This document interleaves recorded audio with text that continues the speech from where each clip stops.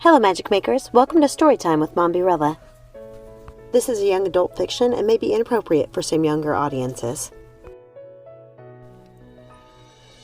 Mother Knows Best, A Tale of the Old Witch by Serena Valentino. Copyright Disney Enterprises Incorporated, 2018. Chapter 18, Sisterhood Lost. Part 1. Gothel slept as if in a fairy tale, almost endlessly. Her sleep was not a curse, it was a blessing bestowed by the odd sisters, who'd been sent away by Jacob in the chaos after Hazel and Primrose's deaths. Lucinda, Ruby, and Martha left without a fuss, but not before leaving Gothel with one more enchantment, one bit of magic. "We're so sorry for your loss, little witch," they said to her as she slept. "The world is dark, selfish, and cruel. If it finds the slightest ray of sunshine, it will destroy it," said Lucinda. "Do not wake until your heart heals," she whispered in Gothel's ear, kissing her on the cheek, before she took her own sisters by the hands to make their way out of the dead woods. Jacob thanked the sisters and promised to care for his queen.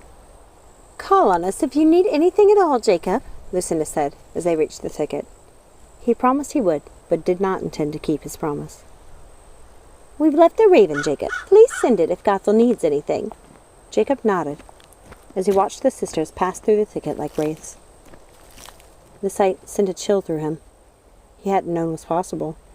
He was relieved to see the sister witches go, but he quickly turned his mind to his little sleeping witch. He'd never in all his years been without a queen in the dead wood.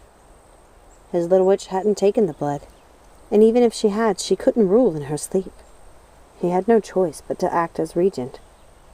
He arranged majestic crypts for Hazel and Primrose, with stunningly beautiful weeping angels in the image of Gothel, just to the left of the courtyard. Their crypt and weeping angels flanked the tree-lined path that led to the city of the dead, right on the border of where their legion of minions slumbered. He'd almost entombed them in their own corner of the city, but he knew the soil there was still steeped in Mania's magic. He had vivid waking nightmares of Hazel and Gothel, rising from the dead to do his bidding. The thought terrified him. He was seized with worry that Gothel would try to resurrect her sisters in that fashion in a fit of grief when she woke. So he instructed his minions to place the crypt carefully on the border, and to remove from Gothel's library all of Mania's books that pertained to necromancy, for fear she would foolishly try something out of desperation. He would tell Gothel the books had been destroyed. He would lie. It wouldn't be the first time. Gothel hadn't read the entry about him in her mother's book closely enough. She'd misunderstood the meaning. Yes, he was bound to her, but not in the way she supposed. His duty was indeed to protect her, so he would hide the books. He would keep her from making foolish choices. He would protect her. He would lie. Jacob wondered if Gothel would ever wake. As the years passed, he contemplated writing the triplets. So many years passed, more than he could count, and Gothel just slept, with Jacob at her bedside, under the glass dome of the morning room, so the potted Rapunzel flower on her bedside table would receive enough light. He often said the words written by Mania, that Gothel recited in the greenhouse, so the flower would keep Gothel young. Thus time did not diminish Gothel's young face or raven hair as she slept, even though the landscape around her changed by the year. She remained forever timeless, with the help of the flower, and perhaps with the triplets' enchantment as well. Jacob didn't know. Finally, he decided to write the sisters. Their raven had been waiting and watching in one of the largest trees in the dead wood. It had made a home for itself, the only living creature in the dead woods, aside from Gothel. It sometimes circled around the woods screeching, but it always returned to its tree. Jacob made sure his minions left food for the raven every day in a wooden bucket at the base of the tree, and he sometimes saw the raven drinking from or bathing in the Gorgon fountain. He didn't question how the raven lived so long. Jacob had served many witches over the years, and had seen stranger things. His experience told him that if the raven was still alive, the triplets were likely alive as well. So he sent a simple letter with the raven, asking the triplets for help. asking them to wake his grieving little witch. The dead woods had gone without a queen for far too long. The world around it was changing. He was starting to become fearful for his little witch's well-being. But the witches never came. Instead, they sent Jacob the incantation to wake Gothel himself. They lamented their inability to come themselves. They sent their many apologies, written in 3 different hands, all of them sincere, all of them full of worry about Gothel.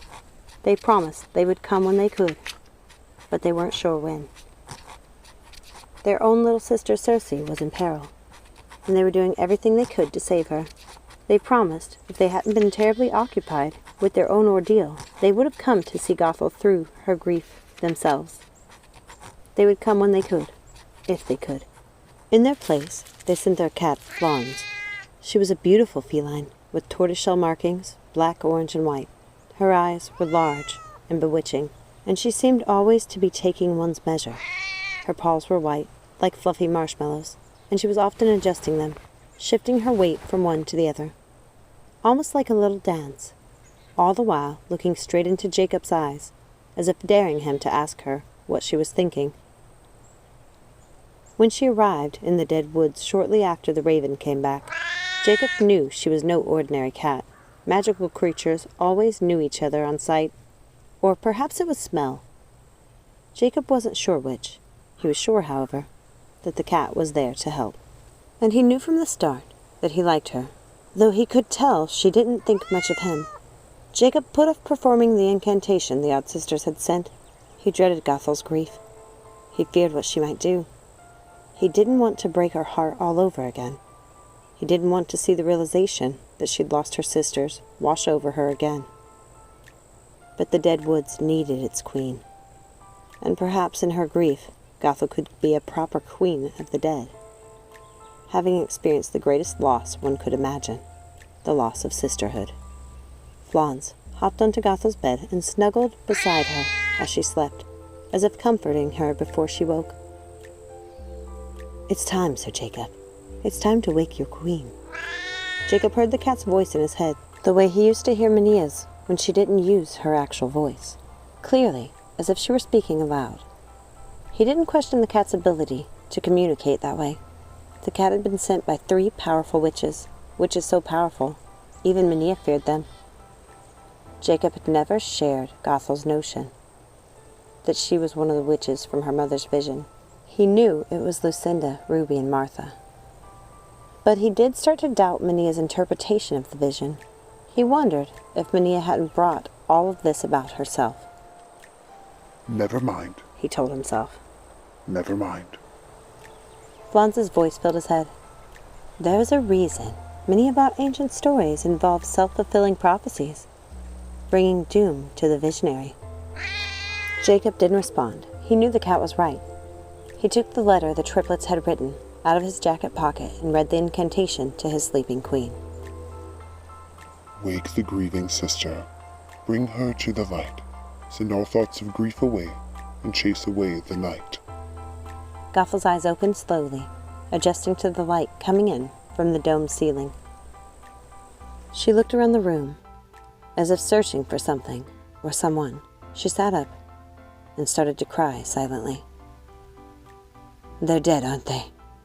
It wasn't a dream," she said, tears running down her face. "No, my little witch, it wasn't a dream. I'm so sorry," said Jacob as Gothel fell back to the bed, with tears still in her eyes. "Then Mother was right. I guess I am destined to be alone after all." Thank you so much for listening. Please remember, like, subscribe, ring that notification bell, share with a friend, comment down below. And remember, let it go and keep moving forward. Have a magical day. Bye.